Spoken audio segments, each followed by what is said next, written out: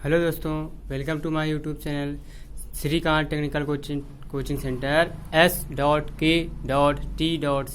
जो आपको सर्च करना है चैनल या आपको बताना है किसी को सारे लेटर लेकिन कैपिटल में होने चाहिए, तो आपको यूट्यूब चैनल जो है बहुत ही आसानी से मिल जाएगा और आप लोग अच्छे से पढ़ाई कर रहे होंगे। आज मैं आपको न्यूमेरिकल पोर्शन सॉल्व करा रहा था, मतलब सवाल अंकित बता रहे थे। तो आज आपको दिखाते हैं सवाल, उसी साथ साथ आपको बताएंगे उसका सलूशन भी। कल मैंने सवाल आपको कुछ बताए होंगे तो उसी के आगे आज बताएंगे।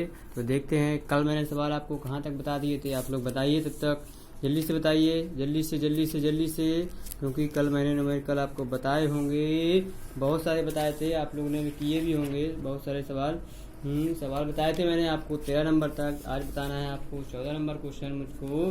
तो आप देखते हैं 14 नंबर, देखते हैं 14 नंबर। पहले क्वेश्चन पढ़ लेते हैं। लिखा हुआ है क्या, एक वायु के सापेक्ष कांच का अपवर्तनांक 1.5 है तथा, मतलब वायु के सापेक्ष जो हमारा है कांच का अपवर्तनांक 1.5 है तथा कांच के सापेक्ष हीरे का जो अपवर्तनांक है हमारे पास 1.61 है। वायु के सापेक्ष हीरे का अपवर्तनांक आपको ज्ञात करना है।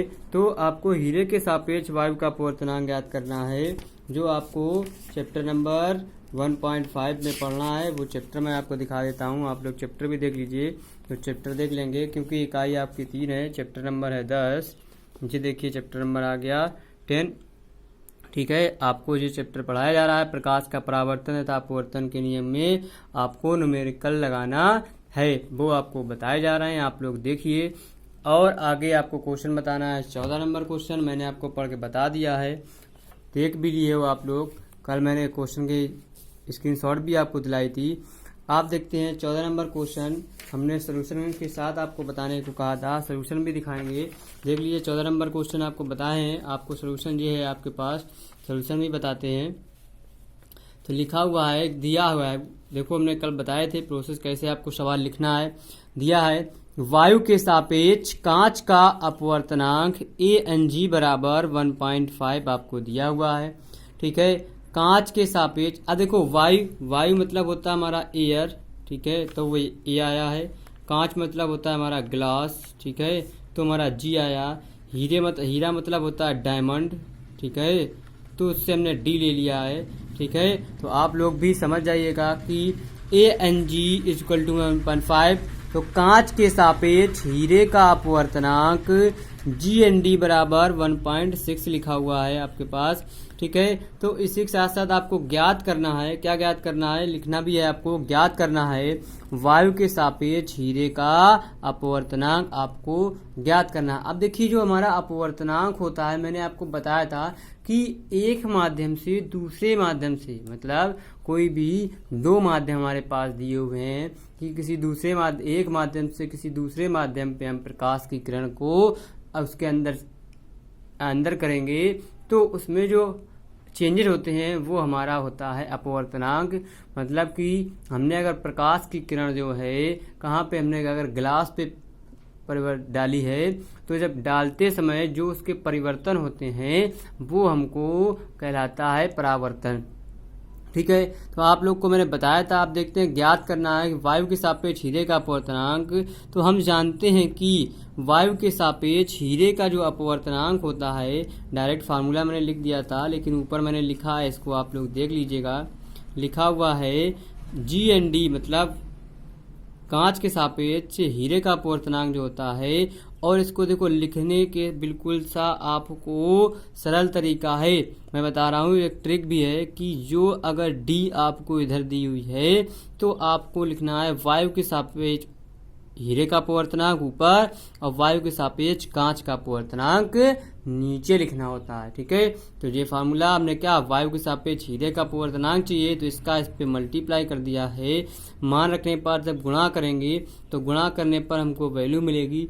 इस मान को हमने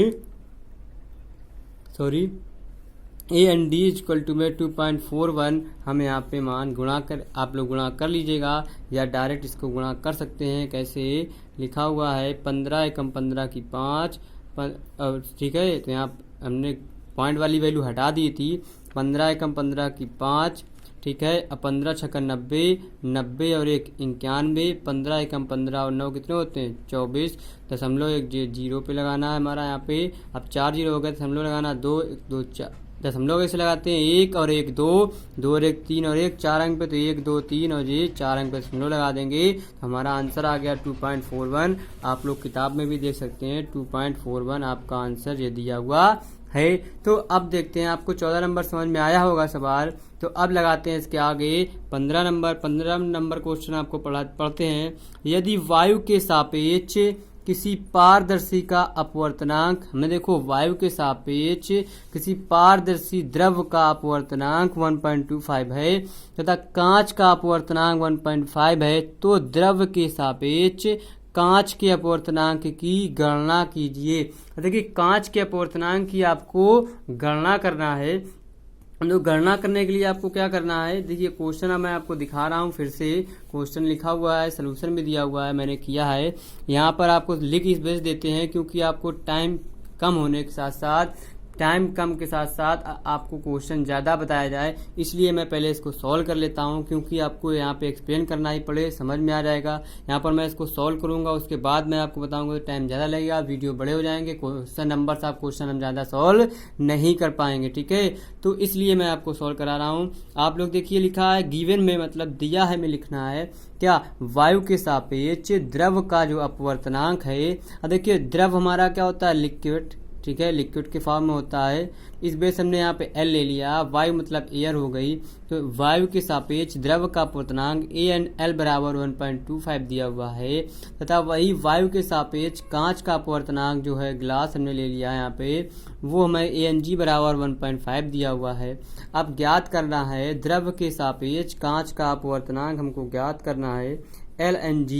तो हम जानते हैं कि द्रव के सापेक्ष कांच का जो अपवर्तनांक होता है वो क्या होता है कि LNG बराबर ANG बटे ANL। देखो हमने बताया था द्रव के सापेक्ष कांच का अपवर्तनांक लिखने के लिए हमने अभी ऊपर बताई थी ट्रिक कि अगर जो जिसके सापेक्ष पूछेगा उसको अगर हमें निकालेंगे तो क्या करना है, LNG लिखेंगे, जो हमें सेकंड वैल्यू लिखी होगी, सेकंड मान होगा, वही हम ऊपर रखेंगे वायु के सापेक्ष कांच का अपवर्तनांक, और ऊपर पहली वाली वैल्यू हम कहाँ रखेंगे नीचे, ANL हमारा वायु के सापेक्ष द्रव का अपवर्तनांक। अब देखिए यहाँ पे मान हमको पता थे, वायु के सापेक्ष कांच का अपवर्तनांक होता है 1.5 और वायु के सापेक्ष द्रव का अपवर्तनांक होता है 1.25। अब देखिए यहाँ पे हमने रखा है, देखो यहाँ पे हमारी वैल्यू कट रही है, सीधे सीधे हमको पता है कि ये हमारा दशमलव से दशमलव हट जाएंगे 2 अंक पे, तो यहाँ पे बचाएगा 150 बटे हमारा 125।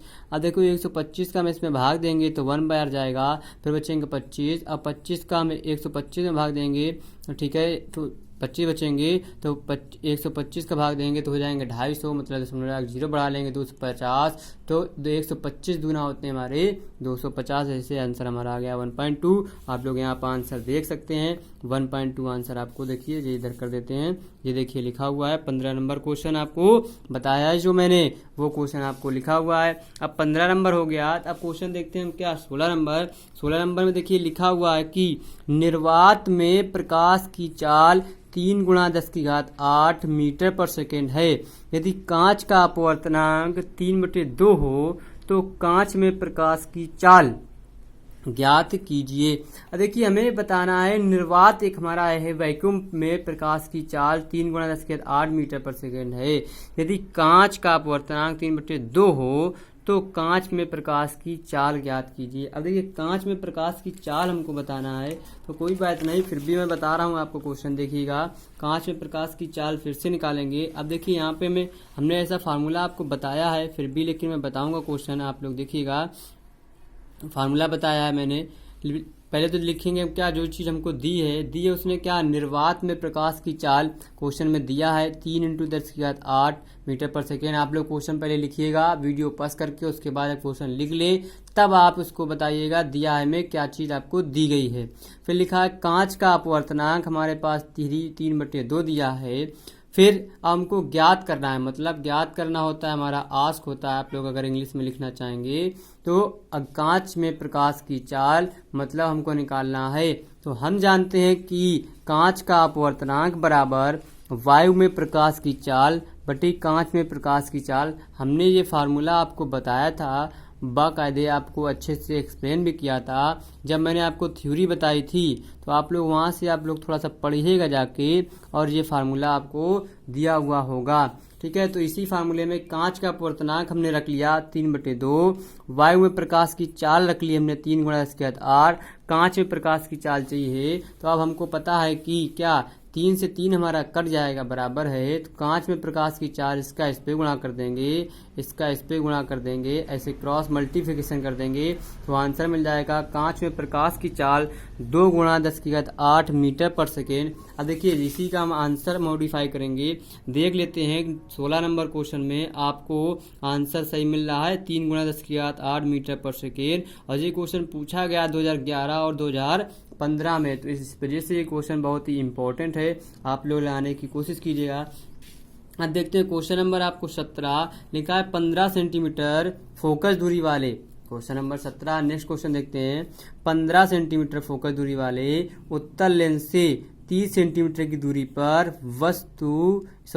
स्थित वस्तु के प्रतिबिंब की स्थिति एवं दूरी ज्ञात करना है। अब देखिए हमको अभी तक दर्पण के सवाल लगाए थे। आप किसके हैं हमारे पास सवाल? लेंस के सवाल हैं। हमने आपको लेंस टॉपिक पढ़ाया था, उसमें डायग्राम भी बनाए थे, लेंस की प्रॉपर्टी भी बताई थी, लेंस के 6 कंडीशन बताई थी आपको। वहां से आप लोग देखिएगा कि पहले जब मैं लेंस को अपना ऑब्जेक्ट अनंत पर रखूंगा, फिर 2f के पास में रखेंगे, फिर 2f और f के बीच में रखेंगे, फिर f पर रखेंगे, फिर मुख्य फोकस और f के बीच में रखेंगे, तो हमारे प्रतिबिंब कैसे और कहाँ पर बनते हैं आपको देखना होगा। आप लोग देखिएगा जाके, वहाँ से आपको समझ में आ जाएगा। ना आए तो आप लोग बताइएगा, हम फिर से उस टॉपिक को एक्सप्लेन कर देंगे। तो आपको क्वेश्चन दिखाते हैं, हम आपको 17 नंबर जो क्वेश्चन है मैं इसके मार्क्स लगा दे रहा हूँ। अभी आंसर आपको मिलेगा लेंस से 30 सेंटीमीटर की दूरी पर कैसे आपको प्रतिबिंब की स्थिति एवं दूरी ज्ञात करनी है। देखिए क्वेश्चन नंबर लिखा हुआ है 17, देखो क्वेश्चन ही लिखा हुआ है यहाँ पे, मैंने भी लिख दिया है। तो आप लोग को कोई क्वेश्चन बुक से देख ली हो, इसी वजह से मैं इसको छुपा देता हूँ। देखा आपको फिर से वही लिखना है, क्या सेम कंडीशन दिया है में क्या लिखना है, फोकस दूरी हमको दी है 15 सेंटीमीटर, वस्तु की दूरी भी दी है u बराबर हमको -30 है। अब देखिए -30 है, तो मतलब जो हमने फोकस दूरी है हमारी, वो हमारी क्या उत्तल लेंस पे हमारी पॉजिटिव होती है और उत्तल लेंस पे नेगेटिव होती है, जो मैंने आपको बताया था। और वस्तु की दूरी जो होती है वो हमारी क्या होती है, उत्तल लेंस पे हमारी नेगेटिव होती है और अवतल लेंस में भी हमारी नेगेटिव होती है। और प्रतिबिंब की जो दूरी है उत्तल लेंस पे हमारी पॉजिटिव होती है, अवतल लेंस पे हमारी भी नेगेटिव होती है। आपको आगे मिलेंगे। अभी यहाँ पर कंडीशन जो बताई है, वस्तु की दूरी हमारे उत्तल अवतल दोनों पे हमारी नेगेटिव होती है। ठीक है, अब देखिए यहाँ पे लिखा है ज्ञात करना है कि प्रतिबिंब की दूरी v बराबर क्वेश्चन मार्क, जो हमारा v बराबर क्वेश्चन मार्क दिया हुआ है, आप लोग वहां से देखिएगा, बताते हैं आपको v बराबर क्वेश्चन मार्क जो दी है। ठीक है, तो अवतल लेंस पे जो हमारा v होता है, आपको अवतल लेंस पे जो प्रतिबिंब की दूरी होती है अवतल उत्तल पे पॉजिटिव होती है। यहाँ पर मैं कंडीशन लिख दे रहा हूँ, आप लोग देखिएगा यहाँ पे। ठीक है, चलिए यहाँ पे लिख दे रहा हूँ, आप लोग को यहीं पे क्वेश्चन पे आपको समझ में आ जाएगा। यहाँ पर पहले लिख लेना है, क्या लिखना है कि उत्तल लेंस जो हमारे होता है और जो अवतल लेंस होता है,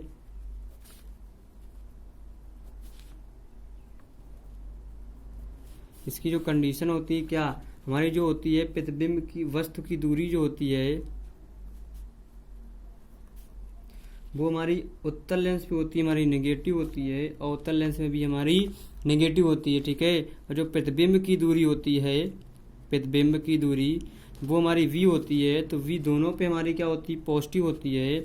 और जो फोकस दूरी होती है, फोकस दूरी जो f होता है वो हमारा उत्तल लेंस पे पॉजिटिव होता है और अवतल लेंस पे नेगेटिव होता है। तो आपको ये कंडीशन याद रखनी है, क्योंकि याद रखेंगे तो आपको ज़्यादा से ज़्यादा समझ में आ जाएगा। ठीक है, तो अब आपको मैं बता रहा हूँ, क्या जो हमारी फोकस दूरी है, तो f बराबर 15 सेंटीमीटर, उत्तल लेंस है इस बेस से प्लस की है, वस्तु की दूरी उत्तल लेंस है तो माइनस है, और प्रतिबिंब की दूरी उत्तल लेंस है तो हमारी पॉजिटिव है। फिर हम जानते हैं कि उत्तर लेंस की फोकस दूरी का फार्मूला जो होता है हमारे पास क्या होता है, 1/f बराबर 1/v माइनस का 1/u होता है। जी हमने आपको क्या फोकस दूरी का फार्मूला आपको बताया था, आपने पढ़ा होगा। फिर देखते हैं, हमने यहाँ पे उत्तर लेंस f का मान रख दिया 15, 1/v ऐसे रख लिए क्योंकि v हमको फाइंड करना है, और u का मान रख लिया 1/, माइनस का 30, 30 प्लस माइनस माइनस प्लस हो जाएंगे, इस तरफ ले आएंगे तो माइनस हो जाएगा, तो 1/v बराबर एलसीएम मिल जाएगा 30, तो याद आएंगे 15 दूनी 30, 2 माइनस का 1/30 हो जाएगा, तो 1/30। अब देखो अंश और को चेंज कर देंगे, तो यहाँ पे v बराबर आ जाएगा हमारा 30 सेंटीमीटर। अब देखिए v बराबर 30 सेंटीमीटर आ गया, तो अतः लेंस से 30 सेंटीमीटर की दूर दूसरी तरफ हमारा फोकस तथा उसकी स्थिति एवं दूरी ज्ञात होगी। ये देखिए यहाँ पे जो भी मैंने आपको आंसर बताया है वही आंसर आपको 30 सेंटीमीटर दूर दूसरी ओर आपको मिल जाएगा। ठीक है, तो ऐसे आपको क्वेश्चन बता दिया मैंने, 17 नंबर क्वेश्चन बता दिया। अब आपको बताना 18 नंबर क्वेश्चन लिखा हुआ है। 18 नंबर क्वेश्चन, 20 सेंटीमीटर फोकस दूरी के एक उत्तर लेंस से 60 सेंटीमीटर की दूरी पर एक मोमबत्ती रखी हुई है। ठीक है, तो उसका प्रतिबिंब दूसरी ओर रख पर्दे पर बनता है, तो पर्दे वाले लेंस के बीच की कितनी दूरी होगी आपको बताना है, प्रतिबिंब की दूरी बताना है। ठीक है, अब देखिए यहाँ पे आप लोग क्वेश्चन जो वाला लगा सकते हैं, बहुत ही इजी क्वेश्चन है, ज़्यादा टफ भी नहीं है। आप लोग को मैं एक्सप्लेन कर दे रहा हूँ, आप लोग कोशिश कीजिएगा क्योंकि ये आपको होमवर्क में क्वेश्चन मैं दे रहा हूँ। ठीक है, लिखा हुआ है कि फोकस दूरी यहाँ पे एफ का मान दिया हुआ है 20 सेंटीमीटर, और क्या हमें वस्तु की दूरी दी u का मान दिया है 60 सेंटीमीटर, v निकालना है हमको, तो वो हम v निकाल सकते हैं, 30 सेंटीमीटर हमको मिल जाएगा। ठीक है, सेम क्वेश्चन जैसे हमने 17 लगाया वैसे ही 18 नंबर लगाना है। ठीक है, अब देखिए आपको 18 नंबर तक क्वेश्चन मैंने आपको बताए हैं, आप लोग 18 नंबर तक लगाइएगा क्योंकि वीडियो काफ़ी बड़ा हो जाएगा। ठीक है, और एक स्क्रीनशॉट ले लीजिए, आप लोग को कोई दिक्कत नहीं, आप लोग आगे प्रैक्टिस कर सकते हैं। अगर आ गए तो अच्छी बात है, नहीं आए तो और अच्छी बात है, क्योंकि मैं तो बताऊंगा ही आपको क्वेश्चन। तो आपको एक क्या करना है, अपने YouTube चैनल को शेयर करना है, लाइक करना है और सब्सक्राइब भी करना है ज़्यादा से ज़्यादा लोगों को। कल फिर मिलते हैं नई एनर्जी नए जोश के साथ में, और तब तक के लिए